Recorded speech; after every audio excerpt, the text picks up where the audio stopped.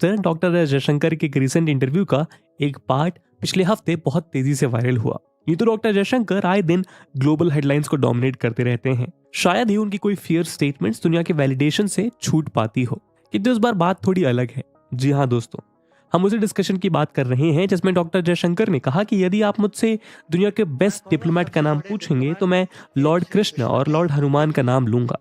हनुमान जी की multipurpose diplomacy का example लेते हुए वो बताते हैं कि कैसे जब जरूरत आन पड़ी तो वो केवल डिप्लोमेसी तक ही सीमित नहीं रहे, बल्कि एक कदम आगे बढ़कर उन्होंने लंका में इंटेलिजेंस और डिफेंस ऑपरेशंस को भी अंजाम दिया। उसी तरह आज यदि आप किसी और इंडियन स्कॉलर से पूछेंगे कि वर्ल्ड की बेस्ट डिप्लोमेटिक ट्रीटीज का नाम बताइए तो हाई चांसेस हैं कि वो मैकियावेली की द प्रिंस का नाम ले। लेकिन डॉक्टर जयशंकर का मानना है कि आज जियोपॉलिटिक्स में जो भी कुछ हो रहा है उसको महाभारत से बढ़कर कोई एक्सप्लेन नहीं कर सकता।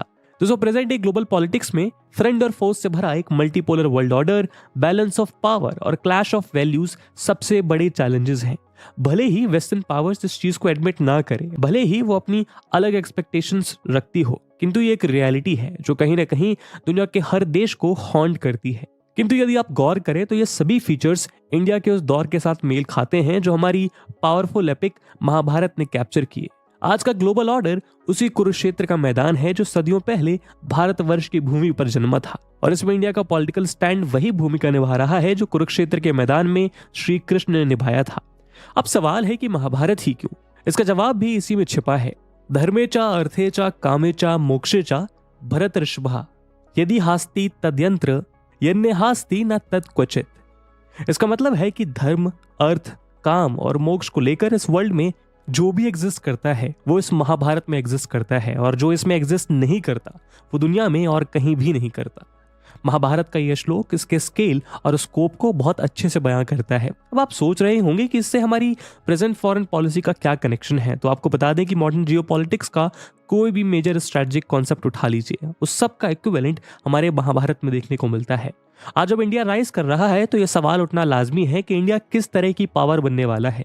एक ऐसा सवाल है जो केवल आउटसाइड वर्ल्ड ही नहीं बल्कि हम इंडियंस को भी खुद से पूछना चाहिए। इसके रिस्पॉन्स में डॉक्टर जयशंकर कहते हैं कि जवाब इंडिया के खुद के स्ट्रैटेजिक कल्चर में छिपा है। आज इंडिया जिन चैलेंजेस से घिरा हुआ है, जिस तरह के फ्यूचर का एम्बिशन रखता है और दुनिया किस तरह के इंडिया की कल्पना कर सकता है, उस सब का जवाब हमें हमारे स्ट्रैटेजिक कल्चर में देखने को मिलता है, और महाभारत इस कल्चर का एक बेहद सिग्निफिकेंट पार्ट है। इस मल्टीपोलर वर्ल्ड में मॉडर्न डे इंडिया के थॉट प्रोसेस, चॉइसेस और डायलेमास, इन सब का जवाब हमें महाभारत में देखने को मिलता है। जिस तरह हम वेस्टर्न स्ट्रैटेजिक ट्रेडिशन को मैकियावेली के प्रिंस या चाइना को उनके 3 किंगडम से रिफर के बगैर नहीं समझा जा सकता, उसी तरह इंडिया के स्ट्रैटेजिक कल्चर को महाभारत की स्टडी के बिना समझना नामुमकिन है।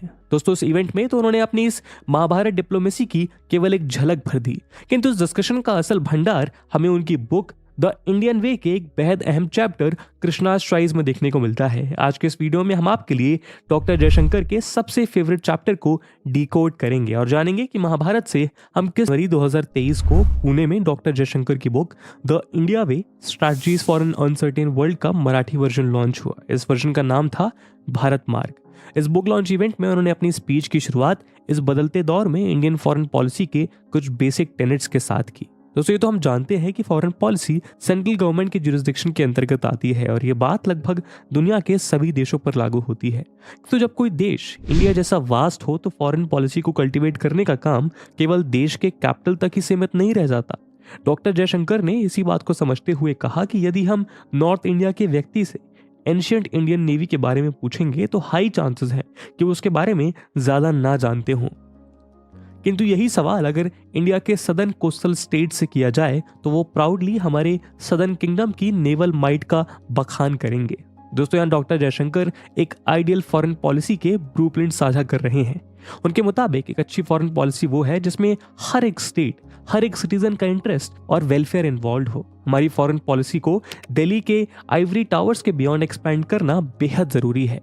इंडिया ने अपनी G20 प्रेसिडेंसी से जुड़े इवेंट्स को देश के अलग अलग कोनों में जिस तरह शेड्यूल किया है वो हमारी प्रेजेंट फॉरेन पॉलिसी के इसी फ्यूचर को बयां करता है।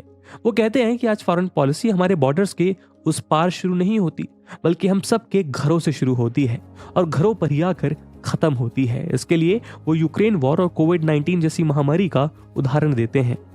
ये इवेंट्स भले ही हमारे बॉर्डर्स के उस पार डेवलप हुए और इंडिया समेत हर देश की फॉरेन पॉलिसी ने इन पर अलग इम्पैक्ट क्रिएट किया, किंतु उसका असर हम सबके घरों तक पहुंचा है।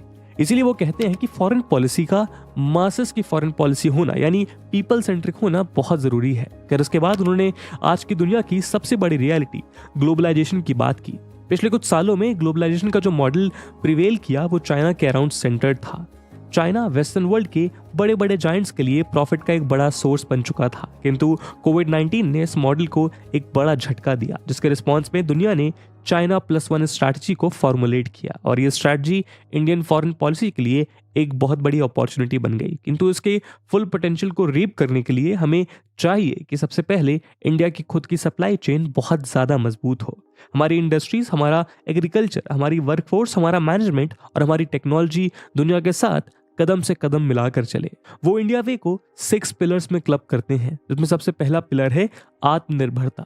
वो कहते हैं कि यदि इंडिया को ग्रेट पावर बनाने का कोई फॉर्मूला है तो वो है मेक इन इंडिया, और ये कोई फार फेच्ड ड्रीम नहीं है। दुनिया की one of the most affordable और इफेक्टिव वैक्सीन्स का इंडिया में बनना, आईफोन की फैक्ट्रीज का इंडिया आना और रिपब्लिक डे की परेड में इंडिया द्वारा बनाए गए डिफेंस वेपन्स का डोमिनेट करना, ये सब यही दिखाता है कि इंडिया इस टेंजेंट पर ऑलरेडी बहुत तेजी से बढ़ रहा है। इसके बाद दूसरा सबसे इंपॉर्टेंट पिलर है आत्मविश्वास। एक इमर्जिंग सुपर पावर को ग्लोबल स्टेज पर यदि हर एक पार्टनर से एंगेज करना है और अपने लिए हर एक ऑप्शन को ओपन रखना है तो उसके लिए खुद में आत्मविश्वास बहुत जरूरी है। जो देश सबके साथ कोऑपरेट करे, सबको एक साथ लेकर चल सकता है, वही एक ग्लोबल लीडर बनकर दुनिया को लीड कर सकता है। इसके अलावा इंडिया केवल इंडियंस के वेलफेयर पर ही फोकस नहीं है, बल्कि इस इंडिया वे के 2 अहम पिलर्स दूसरे देशों के सिटीजन्स और इंडियन डायस्पोरा पर भी फोकस्ड हैं। जब भी किसी पड़ोसी देश पर कोई आपदा आई है तो इंडिया ने फर्स्ट रिस्पॉन्डर बनने का एक शानदार रिकॉर्ड स्टैब्लिश किया है। उदाहरण के तौर पर जब कोविड-19 पैंडेमिक की शुरुआत में इंडिया की फ्लाइट रेस्क्यू मिशन के लिए वुहान गई तो केवल इंडियंस ही नहीं बल्कि हमारे पड़ोसी देशों के लोगों को भी वापस लेकर आई। तो कुल मिलाकर वसुधैव कुटुंबकम, जन कल्याण और जग कल्याण के प्रिंसिपल्स इस फॉरेन पॉलिसी के फाउंडिंग स्टोन्स हैं। ये इंडिया वे नेशनलिस्ट होने के साथ साथ इंटरनेशनलिस्ट भी है। तो दोस्तों, इस तरह डॉक्टर जयशंकर ने इस इवेंट में इंडिया की फॉरेन पॉलिसी के अलग अलग पहलुओं पर बात की, किंतु जो चीज इस इवेंट की हाईलाइट बनी वो थी महाभारत डिप्लोमेसी। और वो क्यों, आइए देखते हैं।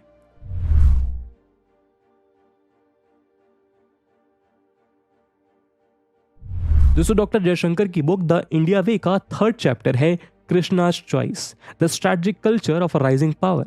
इस चैप्टर की शुरुआत होती है गोथे के इस कोट से, a nation that doesn't honour its past has no future. यानी जो देश अपने इतिहास से सबक नहीं लेता उसका भविष्य अंधकार भरा होता है। दोस्तों, डॉक्टर जयशंकर ने हमेशा इतिहास पर बहुत बल दिया है। अपनी हिस्ट्री की शार्प अवेयरनेस उनकी डॉक्ट्रिन का एक अहम कंपोनेंट रही है। वो कहते हैं कि इंडिया के इतिहास में ऐसे बहुत से ब्लंडर्स हुए हैं जहां उसने अपनी गलतियों से नहीं सीखा, जिसका भुगतान ये देश आज तक करता आ रहा है। और अगर आज भी हम इतिहास के सिखाए गए लेसन्स अप्लाई नहीं करेंगे तो ये नए ब्लंडर्स को अंजाम देंगे। इसी कॉन्टेक्स्ट में उनकी इस बुक का ये चैप्टर इंडिया को उसके एंशिएंट ट्रेडिशन से अवगत कराने का काम करता है। डॉक्टर जयशंकर समझाते हैं कि महाभारत का इंडिया भी आज के वर्ल्ड ऑर्डर की तरह मल्टीपोलर था। उसमें अलग अलग किंगडम्स थे जिन्होंने अलग अलग गुटों की साइड्स ली हुई थी। इसकी लीडिंग पावर्स एक दूसरे को बैलेंस कर रही थी। इनमें से बलराम और रुक्मा की तरह कुछ नॉन अलाइंड पोल्स भी थे, किंतु जब इन पोल्स की फियर्स राइवलरी कंटेन नहीं हो पाई तो बाकी पावर्स को भी मजबूरन उनके साइड्स लेनी पड़ी। फिर कॉस्ट और बेनिफिट्स का एनालिसिस करके जो इन पावर्स के द्वारा चॉइसेस अडॉप्ट की गई उसी ने उस दौर की जियोपॉलिटिक्स को डिफाइन किया, और यही कहानी आज भी लागू होती है।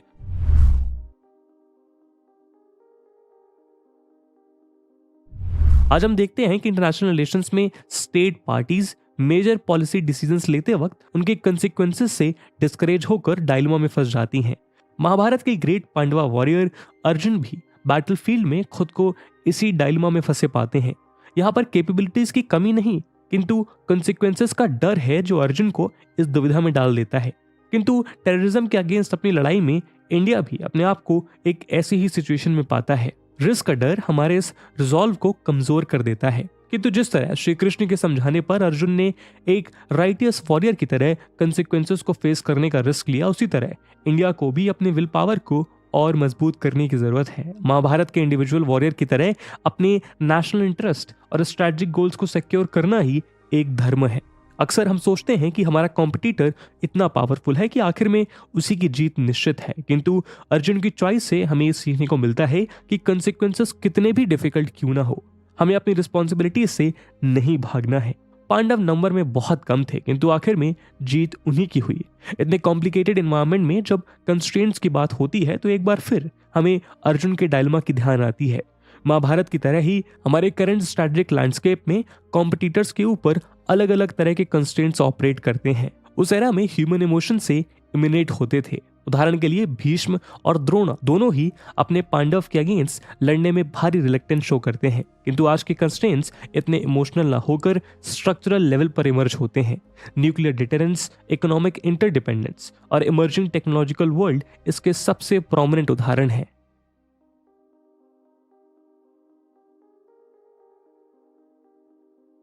इसके अलावा डॉक्टर जयशंकर यहाँ स्ट्रैटेजिक पेशेंस की बात करते हैं। जिस तरह श्री कृष्णा ने शिशुपाल के 100 गुना माफ किए, उसी तरह इंडिया भी पाकिस्तान के साथ स्ट्रैटेजिक पेशेंस बरत रहा है, क्योंकि इतिहास हमें बताता है कि जो देश ये स्ट्रैटेजिक पेशेंस नहीं प्रैक्टिस करते हैं वो बहुत बार बड़े बड़े डिजास्टर्स का कारण बन जाता है।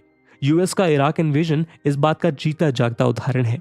यूज ऑफ फोर्स एक ऑप्शन होना चाहिए, किंतु ये फर्स्ट ऑप्शन कभी भी नहीं होना चाहिए। और जैसा महाभारत हमें सिखाती है, ये ऑप्शन केवल सीरियल ऑफेंडर्स के लिए रिजर्व्ड होना चाहिए। किंतु जिस तरह पांडव अपने रिलेटिव्स भी चूज नहीं कर पाए, उसी तरह हमें भी अपने नेबर्स की चॉइस नहीं मिली। इसीलिए हमें भी इस रियलिटी से कन्फ्रंट करने की जरूरत है। इसके अलावा जब अर्जुन के आगे कृष्णा की आर्मी या बिना किसी वेपन्स के खुद कृष्णा के पार्टिसिपेशन में से एक को चूज करने के लिए कहा गया, तो उन्होंने आउट ऑफ द बॉक्स जाकर श्री कृष्णा को चुना, जबकि दुर्योधन श्री कृष्णा के पोटेंशियल को समझने में फेल हो गया। और आज हम नेशनल सिक्योरिटी के लिए अपनी कॉम्पिटिटिवनेस को एनहांस करने की बात करते हैं, तो इंडिया को भी अर्जुन की ही तरह दुनिया से 4 कदम आगे की सोचनी होगी। आज अपनी ट्रेडिशनल आर्म्स की कैपेसिटीज के साथ साथ इंडिया को artificial intelligence, robotics, data analytics और एडवांस सर्विलेंस जैसे फील्ड में एक्सेल करने की जरूरत है। लेकिन इतना भी काफी नहीं है। अपने कार्ड्स की क्वालिटी से आगे बढ़कर इन कार्ड्स को कब और किस तरह प्ले करना है, ये भी बेहद जरूरी है। इसी कॉन्टेक्स्ट में डॉक्टर जयशंकर स्ट्रैटेजिक डिसेप्शन की बात करते हैं। महाभारत में हमें इसके भर भर के एग्जाम्पल्स देखने को मिलते हैं, जैसे कि वॉर के 14th डे पर श्री कृष्णा ने कुरुक्षेत्र में सनसेट को समय से पहले करा दिया। कर्ण को डिसेप्शन से उस समय मारा गया जब वो अनआर्म्ड और अनप्रिपेयर्ड थे, जब वो अपने रथ का पहिया चलाने की कोशिश कर रहे थे। उसी तरह युधिष्ठिर, जिन्होंने अपनी पूरी जिंदगी में कभी झूठ नहीं बोला, उन्होंने बैटलफील्ड में गुरु द्रोणा को स्ट्रेटजिकली विश्वास दिला दिया कि उनका सन अश्वत्थामा मारा गया है, जबकि असल में अश्वत्थामा नाम का एक हाथी मारा गया था। यानी श्री युधिष्ठिर ने झूठ भी नहीं बोला और उनका काम भी हो गया। इसी तरह उन्होंने शिखंडी का एग्जाम्पल दिया, जिन्हें श्री कृष्णा ने भीष्म पितामह को किल करने के लिए आमंत्रित किया। दोस्तों असल में तो ये डिसेप्शन ही था, किंतु उस समय एक बड़े कॉज के लिए टैक्टिकली यही सही था। आज हम रूल बेस्ड वर्ल्ड ऑर्डर की बात करते हैं और करनी भी चाहिए, तभी इस दुनिया में पीस और ऑर्डर मेंटेन हो सकता है। किंतु महाभारत हमें सिखाती है कि किस तरह जब सवाल किसी बड़े और नेक मकसद का हो तो वॉरियर्स को रूल से डिविएट होना पड़ता है।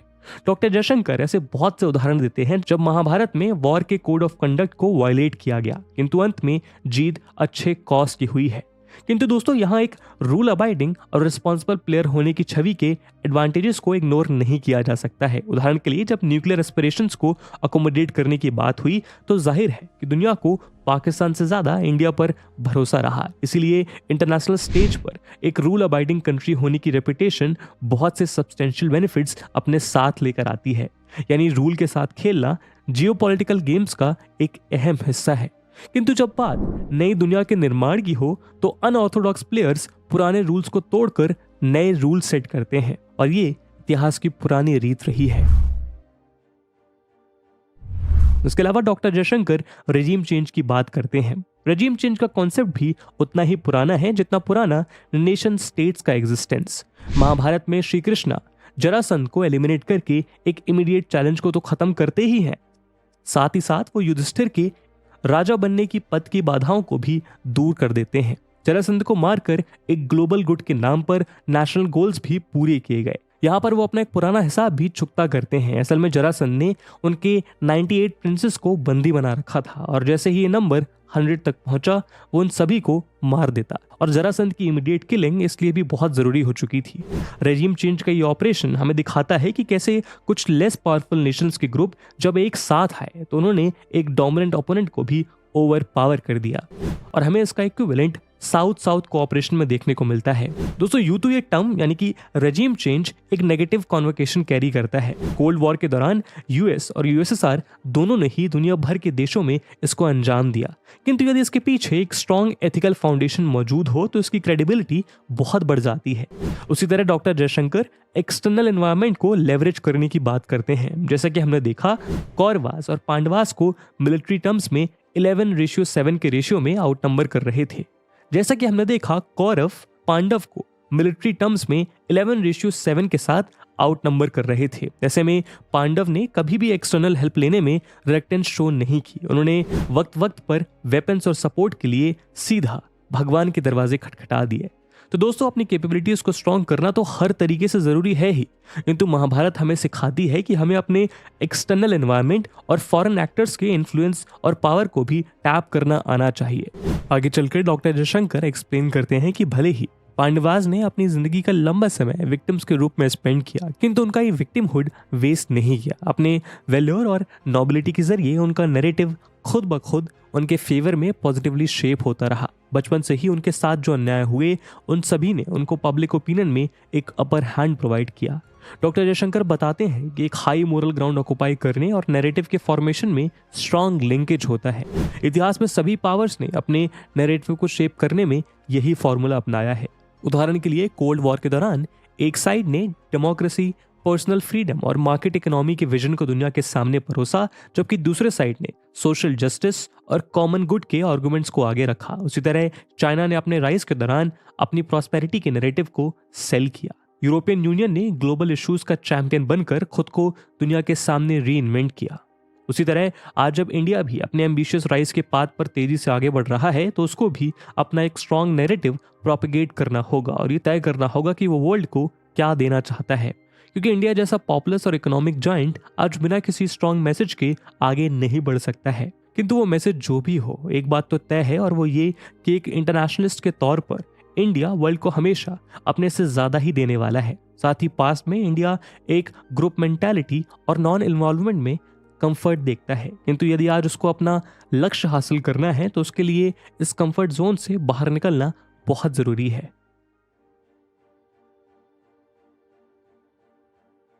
And last but not the least, Mahabharata में हम देखते हैं कि किस तरह पांडवास अलग अलग मदर से बॉन्ड होकर कोई ना कोई यूनिक स्किल सेट ओन करते हैं, जो इन पांचों भाइयों की सबसे बड़ी कलेक्टिव स्ट्रेंथ थी। आज इंडिया में भी हमें वही डाइवर्सिटी देखने को मिलती है, और इसी डाइवर्सिटी का सक्सेसफुल इंटीग्रेशन हमारी सबसे बेसिक स्ट्रेंथ है।